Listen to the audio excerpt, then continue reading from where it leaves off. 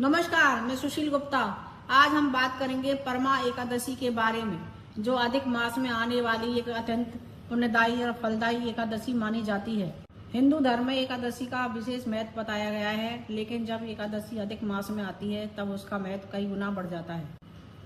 अधिक मास, जिसे पुरुषोत्तम मास भी कहा जाता है, भगवान विष्णु को समर्पित माना गया है। यह मास लगभग 3 वर्ष में एक बार आता है। शास्त्रों के अनुसार इस महीने में किए गए जप, तप, दान, व्रत और पूजा का फल सामान्य दिनों की तुलना में अधिक प्राप्त होता है।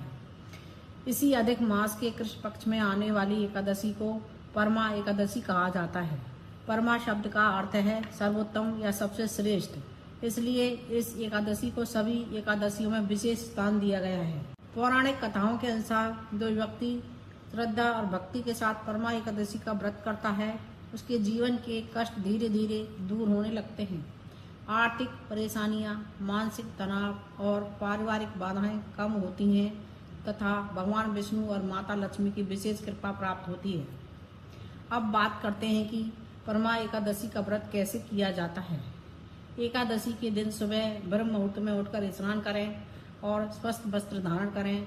घर के मंदिर या पूजा स्थल को साफ करें। भगवान विष्णु और माता लक्ष्मी की प्रतिमा या चित्र के सामने दीपक जलाएं। इसके बाद भगवान विष्णु को पीले फूल, तुलसी दल, फल और प्रसाद अर्पित करें। ओम नमो भगवते वासुदेवाय मंत्र का जाप करें।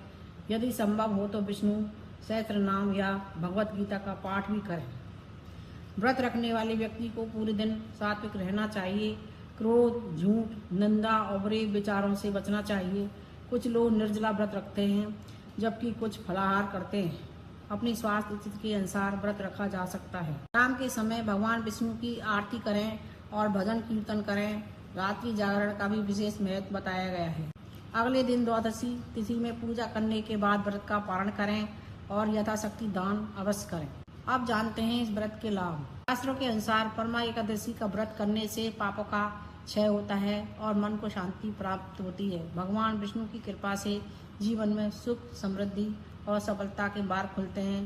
परिवार में सुख शांति बनी रहती है।